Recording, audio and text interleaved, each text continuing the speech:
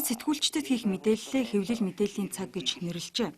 Анхны уулзалтанд яамны бодлого төлөвлөлт зохицуулалтын газрын захирал Амар Төвшин, консулын газрын захирал Болд, АСЕМ-ийн бэлтгэл ажлын албаны ахлах албан тушаалтан Оргил нар мэдээлэл өглөө.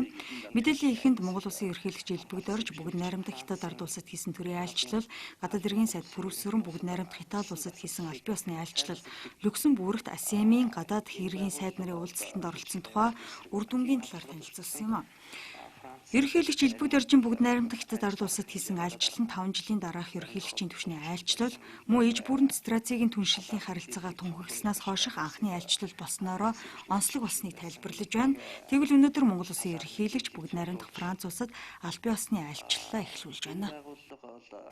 Монгол Улсын ерөнхийлөгч 11-р сарын 18-наас 19-ний өдрүүдэд бүгд найрамдах Франц улсад аль бие усны айлчлал хийхээр мордсон байгаа. За энэхүү айлчлалын үеэр ерөнхийлөгч Элбэг Дорж Францын ерөнхийлөгч Франсуа Олландтай аль бие усны хэлэлцээ хийж хамтарсан мэдээлэл гаргана. За түүнчлэн Францын сенатын ерөнхийлөгч Францын гадаад хэргийн сайд Лоранаар ерөнхийлөгчд бараалхахаар одоогийн байдлаар төлөвлөгдөөд явж байна.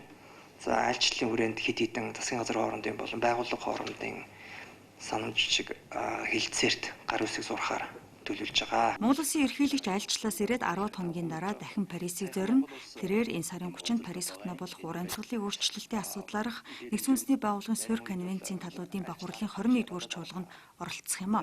Энэ тухай мэдээсний дараа 2016 онд болох АСЕМ-ийн бэлтгэл ажлын талаар танилцууллаа. Үүнтэй холбоотойгоор 42 улсын иргэдийг 30 хүртэл хоногийн хугацаанд визгүй зорчуулдаг байсныг энэ оны 12 дугаар сарын 31-ээр дуусгар болгож байна. Энэ нь дээд хэмжээний уулзалт үеэр аюулгүй байдлыг сахин хамгаалахтай холбоотой арга хэмжээ гэж үзжээ. Гадаад хэргийн яамнаас сэтгүүлчдэд хийх дараагийн хэвлэл мэдээллийн цаг эх 7 хоногт болно.